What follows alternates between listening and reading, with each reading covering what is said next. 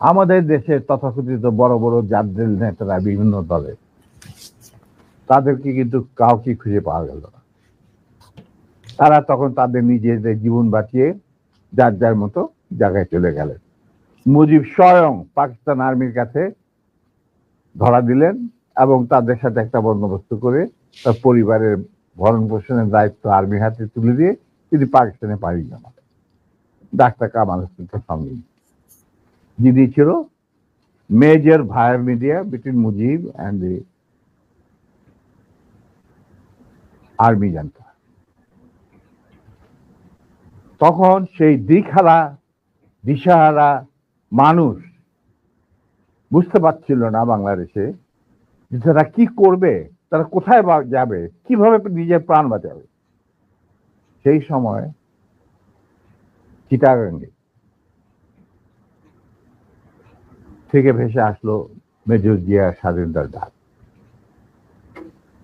আমি তখন পাকিস্তানে চাকরিরত অবস্থা।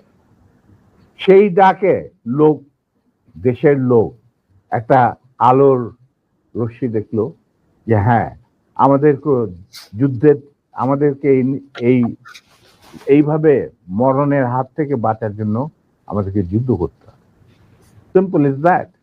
আর সমস্ত দেশে সর্বপরিসরে লোক বিদ্রোহ, সেই মুক্তিযুদ্ধ সংগ্রামে ডাকে সাড়া দিয়ে মুক্তিযুদ্ধ গড়ে তুলব।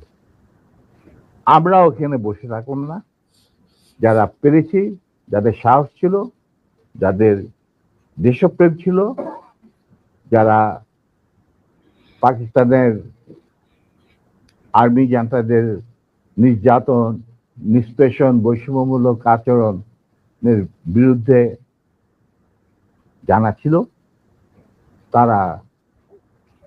তারাও সেই সংগ্রামে যোগ দেন।